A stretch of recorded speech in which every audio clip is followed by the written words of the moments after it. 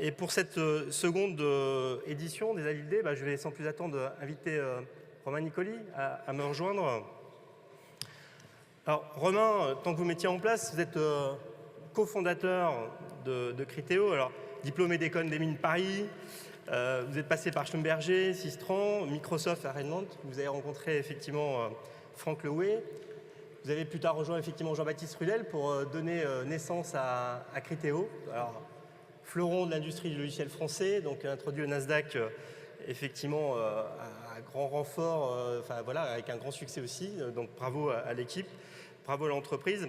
Alors, pour la dernière année, vous étiez classé 4e au Choiseul 100, donc qui est un classement qui valorise, qui met un coup de projecteur sur des managers et des entrepreneurs qui ont un vrai engagement, un potentiel fort dans la dynamisation de notre économie au niveau français et international. Alors, je ne sais pas si on y verra un signe, mais vous n'êtes pas le seul à y être pour la dernière année. La dernière, c'était Emmanuel Macron. Lui, il est sorti parce qu'il a effectivement un autre destin qui était politique, parce qu'on sort du Choiseul 100, soit parce qu'on va dans la vie publique, soit parce qu'on a 40 ans. Donc, je laisse deviner l'âge que vous avez aujourd'hui. Donc, votre intervention, rester agile dans un contexte de forte croissance, je crois que vous l'avez matérialisé, concrétisé dans votre mission au sein de Criteo, et je vous laisse la main. Merci, bonjour à tous. Merci de m'accueillir ici. Effectivement, donc dans cette session, je voudrais vous parler de comment rester agile quand on grandit, avec le postulat que finalement c'est relativement facile, ou en tout cas c'est faisable d'être agile quand on est peu nombreux. Et c'est d'ailleurs l'avantage des startups par rapport aux grands groupes, c'est que tout est plus efficace, il y a moins de monde, mais le rendement est beaucoup plus important. Et comment on fait pour garder ça, pour garder cet esprit-là et garder l'efficacité quand la société grandit? Donc ce que je vais vous dire aujourd'hui, c'est fortement nourri par l'expérience de Criteo. Même si aujourd'hui, en fait, je suis cofondateur d'une nouvelle startup depuis le 1er janvier. J'ai décidé de repartir sur une nouvelle aventure. Mais sur l'aventure Criteo, on est passé de quelques personnes à c'est plus de 2700 aujourd'hui, avec une équipe de R&D qui est passée de 2 personnes à plus de 500. Et on a connu différentes phases, différentes difficultés. Et donc ce que je voudrais vous livrer ici, c'est quels ont été nos principes, nos recettes pour rester agile au maximum et garder l'efficacité de la startup des premiers jours. Et après ça, je vous dirai aussi pourquoi ça ne suffit pas en fait de tout faire comme il faut, de tout faire selon le bouquin, et pourquoi on peut se retrouver en difficulté même quand on a tout bien fait. Et qu'est-ce qu'il faut faire pour essayer de pallier à ça. Donc pour commencer sur la croissance, quand on grandit, tout devient plus difficile. La croissance génère de la complexité. Il y a plus de monde, ça devient plus difficile de communiquer. Quand on est peu nombreux, on a une ligne directe de communication avec toutes les personnes qui sont là, naturellement, dans les couloirs, sur les machines à café. Quand on grandit, on ne peut plus parler à tout le monde. On commence à avoir des couches de management, le moins possible, mais ça devient inévitable. On commence à être distribué sur des lieux qui ne sont pas tous les mêmes. La communication devient beaucoup plus difficile. Et on entend petit à petit les commentaires sur il n'y a pas assez de communication, il n'y en a jamais assez dans n'importe quelle entreprise. On ne sait pas ce qui se passe de l'autre côté. Des personnes venaient me voir en me disant j'aimerais bien contribuer au-delà de ce que je fais aujourd'hui. Et je leur disais mais qu'est-ce qui vous empêche de le faire? Allez-y. Mais en fait, c'est difficile parce que quand on ne sait pas ce que font les autres, c'est difficile de contribuer des idées. Donc il y avait ce problème de partage de l'information, de canaliser les forces sur les bons sujets, et c'est apparu petit à petit. Et quand on commence à être une centaine de personnes, ça devient très très important. Quelle est la réponse typique des entreprises à cette complexité grandissante? La conséquence de la complexité, c'est le chaos. Alors pour le dire, c'est un terme un peu extrême. Et ce que je vous raconte là, ça a été pas mal théorisé par Netflix dans une présentation qui a eu beaucoup de succès autour de 2009-2010, si je me rappelle bien. Alors, je ne sais pas combien d'entre vous connaissent cette présentation de Netflix sur la culture d'entreprise chez Netflix. Levez la main si vous la connaissez pour voir. Il y en a quelques-uns quand même. Et donc, ils ont théorisé l'augmentation de la liberté par rapport au process. Et donc, l'explication, elle est assez simple. C'est-à-dire quand vous avez du chaos qui vient de la croissance du nombre de personnes, on multiplie les erreurs, ça a de plus en plus de conséquences. Le réflexe naturel, c'est de se dire je vais mettre des process pour réguler tout ça. Et donc, je vais empêcher les erreurs en codifiant tout ce qui doit se passer, les procédures à suivre. Et donc, quel est l'effet naturel de ça? C'est que le pourcentage de talent dans l'entreprise a tendance à baisser. Les gens les plus talentueux n'aiment pas ce monde de process, n'aiment pas que ce soit tout codifié, qu'il y ait moins de créativité, moins de liberté, et ont tendance à partir. Et donc on se retrouve avec un niveau de talent global qui est plutôt en train de descendre, alors que la complexité augmente, ce qui a tendance à accroître le chaos, et donc on a envie de mettre de plus en plus de process. Le pire, c'est qu'à court terme, ça marche. C'est-à-dire quand on met des process pour une société qui commence à être établie, si la société grandit, c'est qu'elle a un business model qui commence à fonctionner, des revenus qui rentrent, et donc mettre ces process et ces procédures à court terme, ça évite les erreurs, ça permet d'exécuter plus efficacement, et on a l'impression que ça marche. Tout va bien. Tout va bien jusqu'au moment où le marché change, et il faut s'adapter, il faut être à nouveau être créatif, il faut sentir ces changements, il faut les anticiper. Et la population qui reste n'est plus capable de faire ça. Parce que les gens les plus talentueux, ceux qui avaient fait l'esprit de la société au départ, sont partis. Et là, c'est le début de la fin, en fait. Et donc, c'est ce qui arrive à beaucoup de grandes entreprises, finalement, qui perdent un peu leur efficacité et leur âme au fur et à mesure qu'elles grandissent. Et la réponse, finalement, à ça, ça commence par le recrutement. Alors, c'est à la fois facile et pas facile, parce que c'est pas facile de faire le recrutement. Mais l'idée, c'est de monter la barre de recrutement au fur et à mesure que le temps passe. En fait, on a envie de faire l'inverse, parce qu'on a envie de recruter de plus en plus de personnes. On a un budget important, on a beaucoup de postes à remplir, donc on a tendance à vouloir compromettre la barre de recrutement. Et en fait, ça commence par ça. C'est-à-dire, pour travailler de façon agile, il faut le faire avec les bonnes personnes. Donc il faut commencer par recruter des gens qui sont très bons et qui sont capables de fonctionner avec moins de process.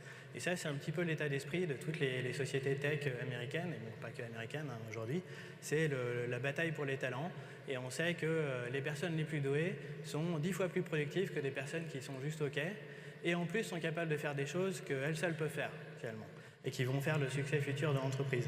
Donc ça commence par le recrutement des talents, finalement, de l'agilité, parce que tout le reste découle de ça. Il y a un autre aspect corollaire qui est qu'il faut essayer de réduire la complexité. Elle augmente naturellement avec le nombre de personnes, le nombre de projets, mais il faut essayer de la réduire. Qu'est-ce que ça veut dire, la réduire? Ça veut dire être capable de tuer des projets. C'est facile de démarrer des nouveaux projets. En général, tout le monde a plein d'idées. Il y a toujours plus de choses à faire qu'on a de moyens pour les réaliser. Il faut être capable régulièrement de dire ce projet-là n'a pas atteint les objectifs qu'on s'était fixés. Ça marche un petit peu, mais il faut le tuer quand même. Le plus difficile, c'est justement quand ça marche un petit peu. Quand ça ne marche pas du tout, c'est facile. On en tire les conséquences, on arrête. Quand ça marche un petit peu, on a toujours la tentation de dire essayons encore un petit peu plus, peut-être qu'il fallait faire ça, et ainsi de suite. Et en fait, tous ces projets qu'on ne tue pas finissent par aspirer toutes les ressources de l'entreprise et augmentent beaucoup plus vite que le nombre de personnes qu'on va rajouter dans l'entreprise. Donc finalement, une des choses les plus difficiles qu'on a su faire à Criteo à différents moments, c'est de tuer des projets, de dire ça n'a pas atteint le potentiel, on l'arrête. Et donc, on a formalisé ça au fur et à mesure en essayant de fixer des critères de performance des nouveaux produits à l'avance, qui sont des critères de performance produits, pas d'exécution. Donc, peut-être qu'on a tout bien exécuté, on a écrit le code qu'on voulait, ça marche bien, c'est nickel, mais le produit n'a pas le potentiel sur le marché qu'on imaginait. Et on a des métriques qui permettent de mesurer ça et de savoir que ça marche ou ça ne marche pas, qu'on a décidé à l'avance. Et quand le succès n'est pas au rendez-vous, il faut savoir arrêter. Il n'y a que ça qui permet de régénérer des ressources pour travailler sur autre chose jusqu'à trouver ce qui marche. Et finalement, l'histoire de Criteo dans les 3 premières années, ça a été une série d'itérations jusqu'à trouver la bonne formule. Si je reviens sur les talents qu'on a décidé d'embaucher en mettant la barre de plus en plus haut, on réduit la complexité. Qu'est-ce qu'il faut ensuite pour fonctionner efficacement?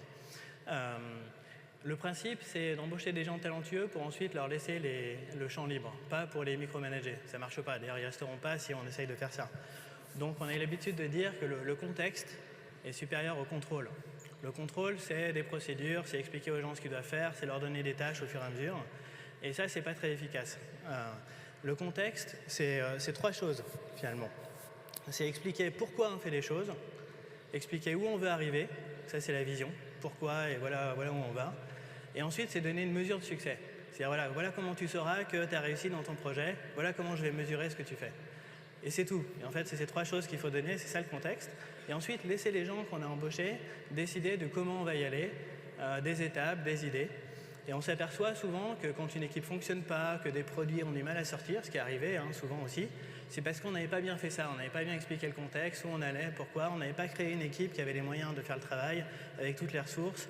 Et quand on fait ça, on s'aperçoit que tous les problèmes deviennent des idées et des solutions. Et c'est presque magique. Donc contexte est plus important que contrôle. Ensuite, c'est comment on organise le travail quand il y a 500 personnes dans une équipe de R&D. On a eu une approche un peu distribuée à Criteo, de dire il y a une première étape qui est un peu centralisée, qu'on appelait un séminaire product séminaire, qui a lieu à peu près tous les trimestres, qui était plus fréquente au départ et qui est maintenant tous les trimestres, qui a pour but principal de faire l'arbitrage global de l'énergie sur les différents projets, parce qu'il y a toujours plus d'idées qu'il y a de projets, et donc le seul point centralisé finalement, c'est cette décision de où est-ce qu'on va investir en tant qu'entreprise. pour relier ça à la vision globale de l'entreprise et la stratégie, de dire voilà les sujets sur lesquels il faut qu'on investisse et voilà les moyens qu'on est prêt à accorder à ces sujets-là. Et ensuite, ce qui se passe à l'intérieur de ces projets, c'est à un niveau plus distribué. Et donc sur chacun des sujets, on laisse ensuite l'équipe qui travaille dessus prendre des décisions sur comment ça va se passer. Et là, à nouveau, il y a plusieurs horizons de temps. En fait, on demande aux équipes produits, parce que c'est un peu le thème de la journée aujourd'hui, hein, sur le thème agile, les équipes produits et les équipes de développement, les équipes R&D, de travailler ensemble. Alors, indépendamment des lignes de reporting, qui sont finalement plus des lignes de coaching que des lignes opérationnelles, sur chaque sujet, les équipes produits R&D travaillent ensemble. D'ailleurs, elles sont assises au même endroit dans les bureaux. Hein. Il n'y a pas un étage avec l'équipe produit, un étage avec l'équipe R&D, donc elles sont complètement intégrées. Et d'ailleurs, ça va au-delà des équipes produits R&D. Des fois, c'est l'équipe commerciale, c'est d'autres personnes qui sont impliquées dans le projet, qui sont assis au même endroit et qui travaillent ensemble. Et on demande à l'équipe produit d'avoir une vision à tout moment sur 9 mois glissants. 9 mois, ça nous a paru le bon compromis entre suffisamment long terme pour pouvoir se projeter et pas être que dans le court terme, mais pas trop long terme non plus que c'est complètement désincarné et ça n'a pas de sens. Et donc tous les trimestres, on leur demande de mettre à jour une vision à 9 mois. Donc évidemment, le trimestre suivant, il y a encore 6 mois qui comptent et puis il y a 3 mois de plus. Et on réévalue cette vision en disant voilà où on veut être dans 9 mois. Et voilà les choses les plus importantes. Pour ne pas perdre le contexte de vue, le big picture, comme on dit. Et ça permet de nourrir des objectifs du trimestre. Qui sont là un peu plus précis sur qu'est-ce qu'on va avoir accompli pendant ce trimestre-là. Et un trimestre, ça peut paraître long, finalement, c'est 3 mois, il y a beaucoup de temps, ça passe très vite. Et donc, souvent, c'est autant le choix de ce qu'on ne va pas faire que de ce qu'on va faire. Donc, c'est important de faire des choix. On fonctionne à ce niveau-là avec un système qui s'appelle OKRs, Objectives and Key Results, qui est un système qui a été adopté par pas mal d'entreprises techno, qui a été inventé par Intel au départ, mais qui a été repris par de nombreuses autres entreprises, dont Google, qui pour nous finalement s'est révélé être le bon compromis de documentation de ce qui va se passer entre des spécifications ultra complètes, des roadmaps super complètes, que personne n'a envie d'écrire et qui sont obsolètes le lendemain du jour où elles ont été écrites, et puis rien du tout. Le problème typique, rappelez-vous dans ce que je disais au début, c'est la personne qui vient me voir en disant oui, j'aimerais bien contribuer à tel et tel sujet, mais je ne sais pas sur quoi les gens travaillent, je ne sais pas ce qu'ils font, donc c'est difficile de contribuer sans contexte. Donc comment donner cette information-là, comment partager ce qu'on fait? On a essayé des portfolios de projets, du PMO, des roadmaps complètes, mises à jour, ça ne marche jamais. Personne n'a envie de le faire, c'est douloureux et ça ne marche pas. Donc Objectives and Key Results, c'est un concept ultra simple en fait. C'est des objectifs, donc c'est 3, 5, 6 objectifs, pas plus, de ce qu'on veut arriver à faire pendant un trimestre. Donc ça peut être une échelle de temps différente. Et les Key Results, c'est les mesures de succès finalement dont je parlais tout à l'heure. Donc c'est développer tel projet, je saurai que ça marche si j'ai amélioré la performance de 10%, si j'ai tant de clients inscrits, peu importe quelles sont les mesures de succès, mais il faut mettre des chiffres pour pouvoir dire à coup sûr à la fin si ça a été fait ou pas. Et plus important, pour que chaque personne dans l'équipe puisse mesurer elle-même si l'objectif est atteint ou pas. Et donc ce qu'on demande à chaque équipe de faire, une équipe là c'est un groupe qui va être entre 5 et 10 personnes, c'est d'avoir ses OKR, c'est-à-dire ses objectifs avec ses mesures de succès pour le trimestre, et de publier ça sur une page qui est sur Confluence, à Criteo, mais qui peut être n'importe quel outil de documentation, et c'est visible par toute l'entreprise. C'est le bon niveau d'information parce que c'est rapide à faire, déjà, donc c'est fait. Hein, en 1 heure, l'équipe se met d'accord sur ses objectifs, les publie, et on peut lire les objectifs de tous les autres. Parce que le pire dans ces systèmes de documentation où tout le monde a écrit des pages de roadmap et de documentation, c'est que non seulement c'est pénible à écrire, mais en plus personne ne les lit. Parce qu'en fait, on veut l'information, mais on ne veut pas faire de l'effort pour aller, beaucoup d'efforts pour aller la chercher. Et c'est naturel, parce qu'on est tous occupés. Donc s'il faut aller lire des tonnes de pages, on ne le fait pas. Par contre, là, c'est 3-4 objectifs avec des mesures de succès, fois une vingtaine de listes d'objectifs, ou selon la taille de l'équipe. En 1 heure, on peut avoir lu l'ensemble des objectifs de tout le monde. Donc c'est suffisamment léger pour qu'on le fasse, finalement. Et donc ça a permis de fixer les idées sur ce qu'on essayait de faire, sur ce qu'on n'allait pas faire, de bien mettre en lumière les priorités, et de communiquer sur tout le reste de l'équipe sur ce qui est en train de se faire. Donc ça, c'est la mécanique de répartition de la décision sur chacun des projets. Donc niveau global, pour prioriser les projets, affecter les ressources. Et ensuite, sur chacun des groupes, on laisse les équipes fixer les objectifs détaillés avec un mélange de vision à 9 mois et d'objectifs plus opérationnels pendant le trimestre. Et à l'intérieur du trimestre, on fonctionne sur des méthodes agiles classiques que vous connaissez tous, avec du Scrum, du Kanban selon les équipes. On n'a jamais été vraiment des ayatollahs de l'agile avec des méthodologies extrêmement codifiées. En fait, chaque équipe le fait de façon un petit peu différente, même si la façon de fonctionner est commune. Et on prend ce qui marche et on est assez flexible sur la façon de le faire. Donc ça, c'est l'organisation de l'équipe et la façon de prendre les décisions. Un point important sur lequel, qui fait partie de la culture de l'engineering et de Criteo et produit, c'est le rôle des managers. Le rôle des managers, souvent dans une entreprise, le manager, c'est le chef tout-puissant. C'est-à-dire c'est la personne qui prend les décisions techniques de carrière des gens, qui a un peu tout pouvoir sur la carrière des gens qui reportent à la personne, à tel point que finalement, c'est connu que dans une entreprise, le facteur de rétention numéro 1, ou plutôt de départ, c'est le manager direct, au-delà de tout le reste. Finalement, le truc le plus important, c'est le boss avec qui on travaille au jour le jour, qui va faire qu'on va rester dans une entreprise ou qu'on va partir. Donc le rôle est très important. Et on a choisi de faire de ce rôle un rôle de coach plutôt qu'un rôle de chef. Donc le plus important pour un manager, finalement un manager c'est une compétence comme une autre, c'est pas un statut plus élevé. Et donc ce que ça veut dire en termes de conséquences pour l'entreprise, c'est qu'on a formalisé des façons de grandir en termes de seniorité. Ça c'est une des choses qu'il a fallu faire quand l'entreprise a grandi, c'est-à-dire que la gestion informelle des carrières ça passait plus, parce qu'il n'y a plus une discussion avec tout le monde. Donc on a formalisé un petit peu la façon de devenir plus senior dans l'entreprise. On a formalisé ce que ça voulait dire d'avoir une promotion. On a mis des niveaux de seniorité et on a fait en sorte que les niveaux de seniorité pour un manager ou pour un contributeur individuel soient potentiellement les mêmes. C'est-à-dire que le niveau maximum est le même. Et on peut être manager et avoir une personne plus senior qui nous reporte, par exemple. Ce que ça veut dire aussi, c'est que l'évaluation de la performance, on a transformé ça en un processus collectif et pas une décision du manager seul, pour faire en sorte que ce qu'on demande aux gens de faire pour être considéré comme bon soit harmonisé à l'intérieur de l'équipe, que les messages soient clairs et que la gestion de la performance ne soit pas juste un score, une augmentation de salaire, mais ce soit d'abord un coaching, c'est-à-dire du feedback d'un groupe de personnes seniors dans l'équipe qui va dire à cette personne-là, voilà ce que tu dois faire pour progresser, voilà ce que tu fais bien, voilà ce que tu fais moins bien, avec l'idée que les gens se nominent eux-mêmes pour des promotions. Et il y a des opportunités plusieurs fois par an, c'est 2 fois par an aujourd'hui, et ont un feedback sur est-ce qu'ils sont prêts ou pas. Le manager est un coach dans ce process parce qu'il va au jour le jour avec la personne travailler avec elle pour lui demander, enfin, lui expliquer ce qu'il faut faire pour progresser, mais in fine la décision n'appartient pas au manager. Et quand on l'a mis en place, il y a eu un petit passage douloureux pour les managers de se faire à l'idée, mais aujourd'hui ça fonctionne très bien. Un autre aspect qui est très important, c'est la mobilité pour rester agile. S'il n'y a pas de mobilité, l'organisation devient un petit peu sclérosée au fur et à mesure. C'est-à-dire qu'on a construit des équipes, des groupes en fonction des priorités à un instant T, mais les priorités évoluent. Peut-être qu'un projet qui était important à un moment donné, il est moins important. Peut-être qu'on devrait l'arrêter en fait. Il y a encore plein de trucs à faire, il y a une roadmap qui est longue comme le bras, mais c'est moins important, on peut s'en passer, il y a d'autres sujets qui seraient plus prioritaires. Et donc quand on n'a pas de mobilité, on a tendance à rester enfermé dans le sujet sur lequel on était, même si c'est plus le truc le plus important. Et donc, on a tendance aussi, quand on laisse les gens travailler dans le même sujet pendant trop longtemps, à observer des comportements un petit peu claniques. C'est eux versus nous, c'est l'équipe machin qui m'empêche d'avancer. Et en fait, on s'aperçoit que quand on envoie les gens travailler dans différents groupes, tous ces comportements-là ont tendance à disparaître et ça fonctionne beaucoup mieux. Donc, qu'est-ce que ça veut dire à encourager la mobilité ?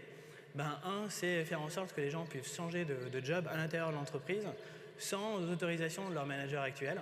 Ce qui n'est pas la règle dans la plupart des entreprises. La règle, c'est qu'il faut l'autorisation de son manager. Et quand on y réfléchit bien, c'est un peu absurde parce qu'on peut changer d'entreprise et donc changer de job dans une autre entreprise sans l'autorisation de son manager, évidemment. Mais à l'intérieur de l'entreprise, on ne peut pas le faire.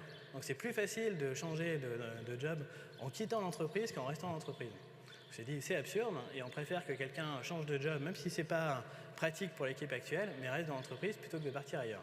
Et d'ailleurs, en fait, on veut que ces personnes changent de job parce que ça va apporter des bénéfices à toute l'organisation. Donc en fait, il faut être proactif sur la mobilité, pas simplement ne pas bloquer les changements, mais les encourager. Et donc ça veut dire détecter quand quelqu'un est dans le même rôle depuis trop longtemps, qu'on a l'impression qu'il y a un peu un plateau sur sa progression, sur sa motivation, et avant que la personne s'aperçoive même elle-même qu'elle commence à s'ennuyer, lui proposer des changements. C'est ça être proactif finalement. Et donc on a mis en place aussi des outils qui permettent de faire des changements plus light, moins engageant. Parce que changer de job complètement, c'est une décision difficile, on est attaché à ce qu'on fait. Donc on a essayé de baisser la barre pour changer et aller voir d'autres équipes. Donc on a mis en place des projets comme ce qu'on appelle le Voyager, qui est en fait une espèce de stage interne. Et donc en fait on demande à toutes les équipes de publier des sujets de stage interne de quelques semaines ou un peu plus grands sur les sujets. Et on demande aux gens à l'intérieur de l'entreprise d'aller faire ces sujets-là. Donc d'ailleurs de rejoindre temporairement une autre équipe pour travailler sur le sujet de cette équipe-là pendant 2 semaines, 3 semaines, 1 mois, donc il y a différentes durées.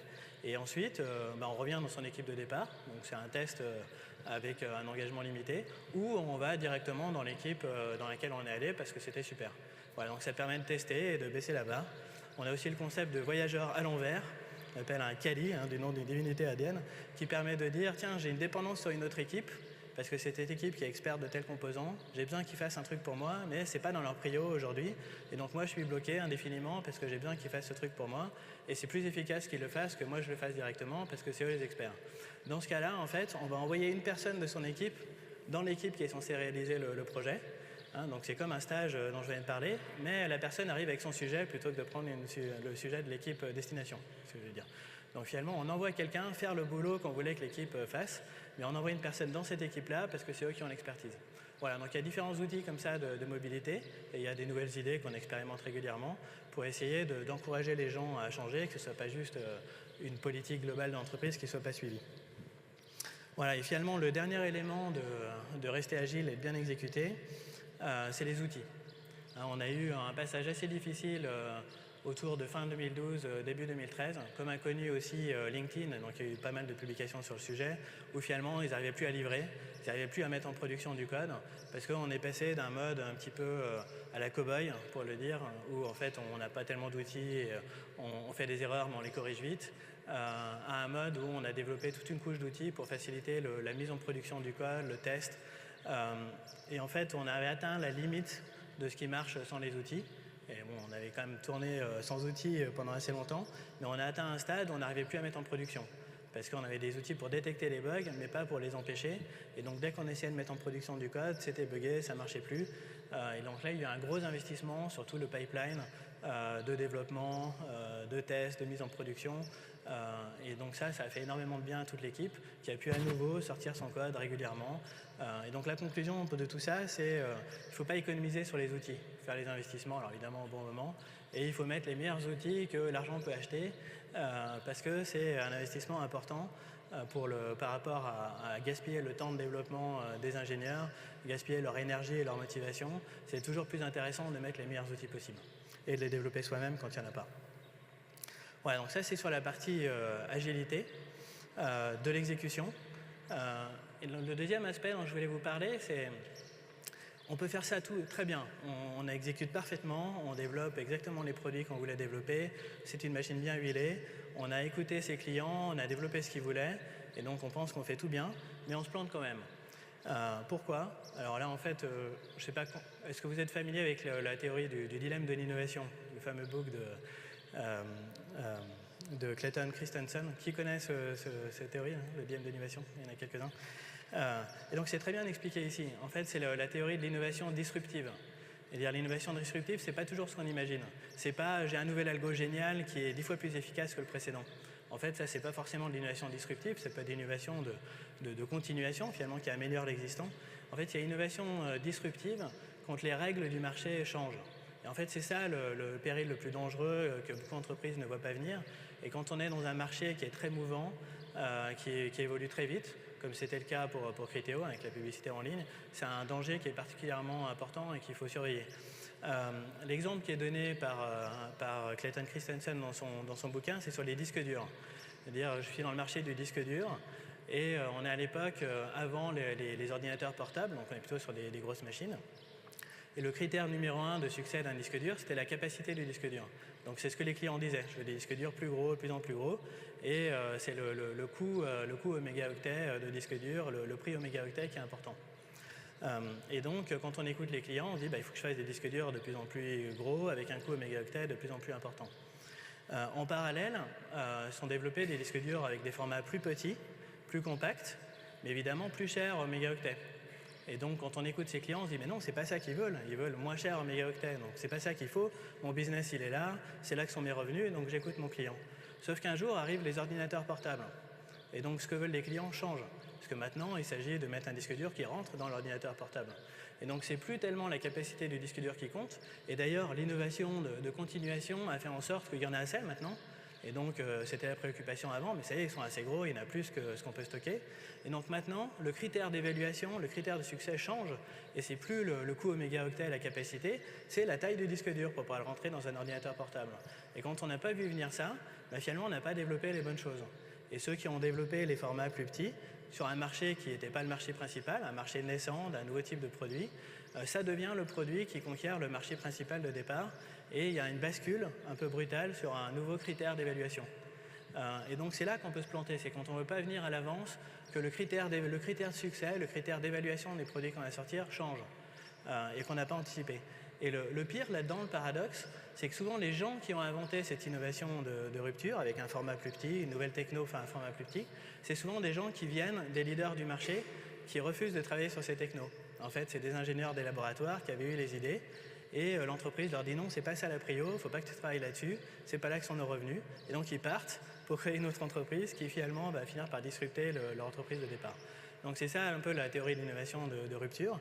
Et donc qu'est-ce qu'il faut faire pour se prémunir contre ça ? C'est d'essayer de comprendre le marché, de comprendre quelles sont les tendances à l'avance, qu'est-ce qui va venir changer les règles, et finalement pas hésiter à s'auto-cannibaliser d'une certaine façon. Alors certains disaient que Apple est une des entreprises qui a réussi à le faire. Bon, c'est un peu discutable parce qu'ils n'ont jamais eu vraiment de décisions très difficiles à prendre, mais on peut considérer par exemple que l'iPad peut cannibaliser le marché du MacBook. Donc tiens, pourquoi sortir une tablette quand on sort des ordinateurs portables qui ont du succès et l'iPad est moins cher que le MacBook, donc si les gens achètent plutôt une tablette, je vais baisser mes revenus. Oui, mais sauf que si on ne le fait pas, d'autres vont le faire et de toute façon on va perdre ce marché-là. Donc il ne faut pas hésiter à changer les propres règles qui nous ont rendu, qui ont fait notre succès finalement, parce que quelqu'un d'autre le fera. Et donc comment on fait pour essayer d'anticiper ça ? Alors, il n'y a pas de baguette magique, mais à Criteo, on avait une équipe dédiée à scanner le marché, à rencontrer d'autres entreprises, à comprendre ce qu'elles faisaient. Et donc l'important à chaque fois qu'on voyait une nouvelle start-up ou une nouvelle entreprise dans le domaine, au-delà du buzz et des keywords, etc., c'est d'essayer de comprendre si est-ce que l'offre produit de cette entreprise change notre vision du monde, notre vision du marché. Est-ce que ça s'inscrit dans le schéma de pensée actuel et on les met dans telle case et voilà leurs caractéristiques, ou est-ce que finalement non, ils proposent une façon de voir qui est complètement différente. Voilà. Dans le cas de Criteo, on pense que le modèle économique de l'entreprise, qui est axé sur la performance des algorithmes et la technologie, offre un peu de protection contre ce changement des règles d'évaluation de ce qui fait le succès du produit. Mais il ne faut pas être arrogant et il faut regarder ça en permanence et s'inspirer de ce que font les autres. Il ne faut pas tomber dans le syndrome du not invented here. Je regarde que ce qui sort de chez moi et le reste est nul. Surtout quand on commence à devenir leader du marché, il faut être d'autant plus ouvert aux nouvelles idées. Voilà. Et ensuite, c'est une question de comparer les nouvelles opportunités avec ce qui fait les forces et les faiblesses de son entreprise, son ADN, et se dire, tiens, est-ce que cette nouvelle opportunité ou cette nouvelle façon, ce nouveau produit, est-ce que moi, je suis bien équipé pour le faire et être le leader de ce marché-là, ou est-ce que c'est pas pour moi ? Et en fait, c'est aussi été une des clés pour Criteo de se dire quels sont les domaines dans lesquels j'investis et ceux dans lesquels j'investis pas. Le marché de la publicité en ligne, c'est un marché plus large que ce que fait Criteo, qui s'attaque à la performance. Et donc, on a toujours décidé de choisir nos batailles en se concentrant sur les batailles pour lesquelles c'est les algorithmes, ce sont les algorithmes et la technologie qui allaient faire la différence. Ce qui n'est pas le cas de tous les business dans la publicité. De bien comprendre ses forces et ses faiblesses, finalement, et d'aller là-dedans. Voilà. Et ensuite, c'est une question d'équilibre de long terme versus court terme sur les ressources qu'on injecte. Si vous vous rappelez au début, la gestion centralisée, l'arbitrage global de où est-ce qu'on met nos œufs, dans quel panier on met nos œufs, il faut être capable de clairement identifier une poche de l'énergie totale des personnes, des ressources qui vont travailler sur des sujets qui sont long terme, qui ne vont pas rapporter des revenus dans les 2 prochaines années, ce qui est particulièrement difficile quand on est une boîte publique, on a l'impression de faire nos objectifs, nos chiffres, mais il faut le faire. Sinon, par défaut, toutes les ressources sont aspirées par ce qui va générer des revenus à court terme. Parce que là, c'est facile, on sait le mesurer, et les paris à long terme non plus sont asséchés. Donc on a choisi de mettre un chiffre dessus. Je ne vais pas forcément vous donner, qui a fluctué un petit peu, mais qui est une partie non négligeable de l'énergie totale, et de dire ces ressources-là, c'est pour des objectifs long terme. Et il faut être capable de tuer les projets quand ils ne fonctionnent pas pour pouvoir en lancer d'autres. Voilà, donc ça conclut. Je crois que beaucoup de gens ont pris beaucoup de notes. On peut vous remercier de ce témoignage. Bravo, merci. Merci. Merci.